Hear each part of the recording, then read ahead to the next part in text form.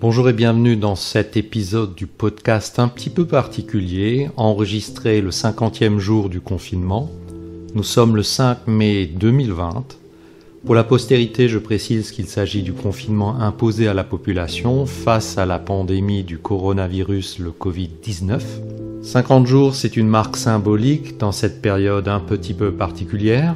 J'espère que pour la plupart d'entre vous, le confinement s'est bien passé, que celles et ceux qui étaient en télétravail ont pu le faire dans de bonnes conditions, que celles et ceux qui étaient astreints à un travail sur le terrain ou en présentiel ont également pu le faire dans de bonnes conditions, et finalement à toutes celles et ceux qui étaient carrément privés d'activité, d'avoir su passer le temps de manière aussi agréable, utile ou distrayante selon leur choix que possible.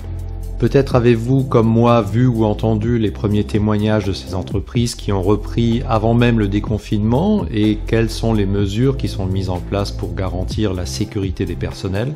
C'est globalement assez impressionnant, c'est contraignant, c'est fait pour rassurer visiblement, mais également pour protéger. Le redémarrage se fait selon ces témoignages de manière progressive et évidemment les contraintes qui sont mises en place sont autant de contraintes qui complexifient les processus, que ce soit l'accès aux différents sites, mais également l'exécution du travail.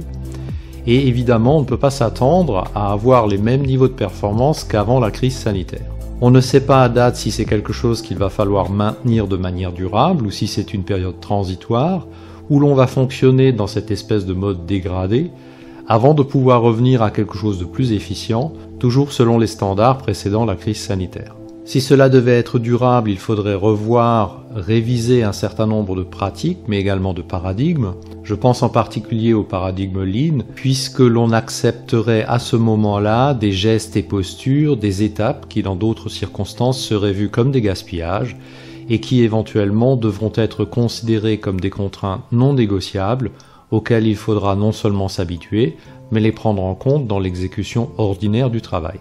Cela aurait alors des conséquences sur par exemple les temps alloués, le calcul de l'efficience, à long terme sur les coûts de revient et très probablement aussi sur les prix de vente.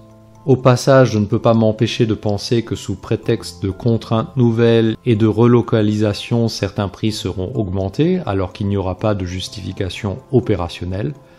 Mais ceci participe aux effets d'aubaine et je laisse à chacun apprécier si cela est moral, éthique, acceptable et compréhensible.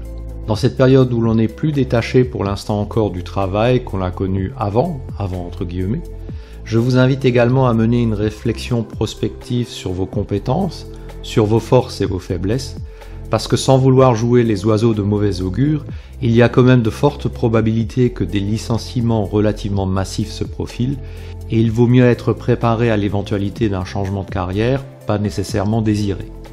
Ceci peut être vu comme une menace ou à l'inverse comme une opportunité. Je pense que c'est dans les moments où l'on a suffisamment de détachement par rapport au quotidien que l'on peut y réfléchir sereinement et avec davantage d'objectivité.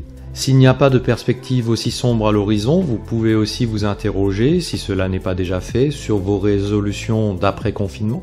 Allez-vous changer votre manière de consommer, de vous déplacer, de travailler ? Le confinement a-t-il été un révélateur ? Au-delà de l'étroitesse ou du confort de votre domicile et de la nécessité d'un salon de coiffure, un révélateur sur des valeurs oubliées, des talents révélés? Allez-vous vous abonner à mes publications ou au contraire ne plus les suivre? Je vous souhaite le meilleur pour la période à venir. À bientôt peut-être sur l'un de mes médias.